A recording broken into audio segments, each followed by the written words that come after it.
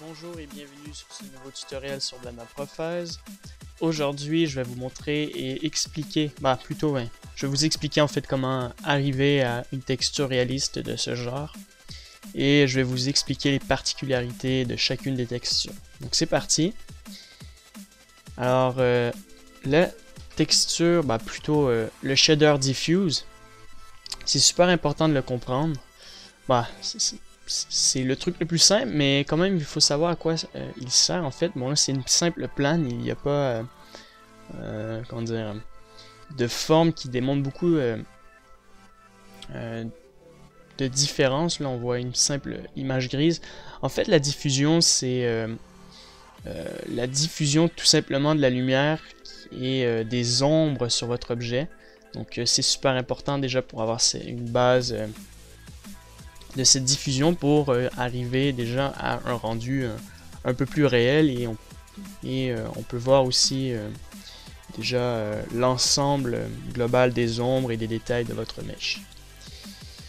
Ok, donc ensuite la lumière. Donc là nous avons la diffusion de la lumière comme ça ici sur notre objet. Alors il y a la diffusion de la lumière, mais il y a aussi la spécularité que j'ai oublié de mentionner. La spécularité en fait c'est la diffusion de la lumière sans la refléter comme un miroir. En fait c'est juste ça reflète que la lampe ou le soleil ou autre, mais ça ne crée pas d'effet miroir. Donc là on a une lumière plus une diffusion et une texture. Donc une texture c'est une image 2D quelconque qui crée ce genre de truc. Donc déjà nous avons la diffusion plus la lumière qui donne cet aspect là et la spécularité. Après vous avez l'ambient occlusion. Donc rappelez-vous dans la partie 2 je vous ai parlé de l'ambient occlusion. Donc là c'est les parties noires qui vont être affectées pour affecter en fait les crevasses sur notre texture que vous allez voir après. Donc ça va donner ça. Donc la texture, donc j'ai enlevé la lumière, donc vous avez la diffusion, la texture et l'ambient occlusion. Donc on voit sur la texture des parties noires, donc c'est un peu des crevasses qui sont rentrées vers l'intérieur. La spécularité. Alors, sur la première image, il y avait une simple spécularité d'un shader sans texture. Donc, ça veut dire qu'il y avait plusieurs manières de changer en fait ma spécularité. Et une spécularité, une specular map, en fait, ça permet de contrôler la lumière sur notre spécularité à partir des taches blanches en fait. Et les taches noires vont être pas affectées, donc ça va créer un aspect plutôt intéressant. Et on peut aussi l'utiliser pour tout ce qui est glossy, donc brillance, miroir et autres. Donc voilà la lumière plus la spécularité. Donc on voit que la lumière affecte que les parties blanches et la partie noire est cachée. Mais là j'ai une simple lampe, un point lampe qui était ici, donc il n'y a pas de lumière qui est diffusée un peu partout. Displacement ou bump map. Alors displacement ou bump map en fait c'est la même chose. Le bump map, donc je vais vous décrire à quoi servent les deux textures que nous pouvons utiliser. Le displacement par exemple sur cet objet là ou sur d'autres textures par exemple. Imaginez un personnage et imaginez des abdominaux, d'accord?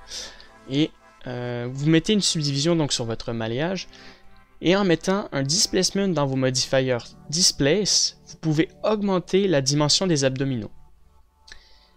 Alors que le bump map va être pareil que le displacement, en fait c'est la même texture, c'est juste le bump map, ça va ressortir le relief de votre texture vis-à-vis la caméra à partir de pixels. D'accord? Donc voilà comment fonctionnent ces deux trucs. C'est la même texture, c'est juste qu'ils ont deux fonctionnalités un peu différentes. Par contre, on n'utilisera pas vraiment le bump map, mais on va plutôt utiliser le normal map.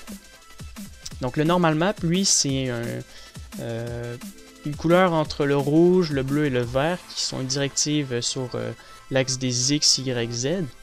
Et ça permet de ressortir le relief avec une meilleure qualité, et cette fois-ci ça ne touche pas les pixels comme le bump map, Donc si par exemple on zoome vis-à-vis de notre texture, on va voir que c'est des pixels, tandis que là c'est une image lisse. Et on a un meilleur résultat et ça copie en fait une subdivision, la subdivision de votre maillage. C'est juste, ça va être une image et ça va pas créer la même chose, mais ça va créer à peu près, donc c'est un trucage, mais c'est super pratique pour tous vos objets qui doivent avoir une texture relief et personnages, environnement et autres sont super importantes. D'ailleurs, on utilise tout le temps cette texture-là dans les jeux vidéo, les films d'animation et autres. Ok, donc voilà, donc normal ou bump map. Donc je disais bump map, c'est sur l'axe des X, donc Z, donc directement par la caméra en fait que ça ressort. Tandis que lui, c'est la normale direction entre X, Y, Z. Donc lequel choisir en fait, tout dépend de votre scène. On va toujours utiliser le normal map. Ça, comme je l'ai dit, pour les modifiers, mais on peut aussi affecter cette texture là par-dessus pour donner un meilleur aspect. Donc ça pourrait faire une extra détail au niveau du relief. Donc au lieu que ce soit simplement sur l'axe des X, Y, Z, ça va ressortir encore plus sur l'axe des Z, par exemple, je sais pas moi. Mais souvent le display spin ou bump map, je vais l'utiliser dans Photoshop pour le combiner avec notre texture pour ressortir le relief. C'est une technique qui marche bien et ça fait aussi en grosse intensité un effet cartoon. Donc ça, je vais vous le montrer un peu plus tard. Vous allez voir, c'est pas mal intéressant et ça donne déjà le relief assez complet de notre texture. Voilà. Donc ça, c'est notre texture finale. Donc diffuse, lumière, texture, specular, AO, normal, égale texture réaliste. Et je vais vous parler d'une autre chose qui est intéressante, c'est un masque. Alors qu'est-ce qu'un masque? Donc là on voit ici qu'il y a du blanc et du noir. Donc les propriétés blanches en fait vont être affectées et la partie noire ne sera pas affectée du tout.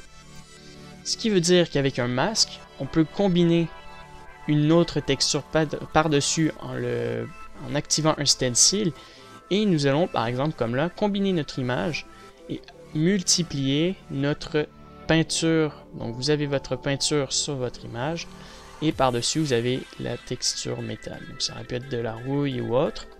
Voilà. Et le texture masque est un peu semblable à la texture alpha en fait. C'est juste, ça serait transparent. Donc par exemple, les parties seraient transparentes si on aurait activé le alpha. Et donc il y aurait des trous à l'intérieur.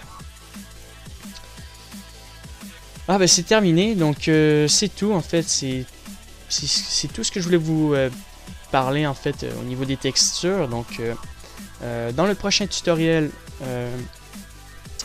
on va rentrer dans une...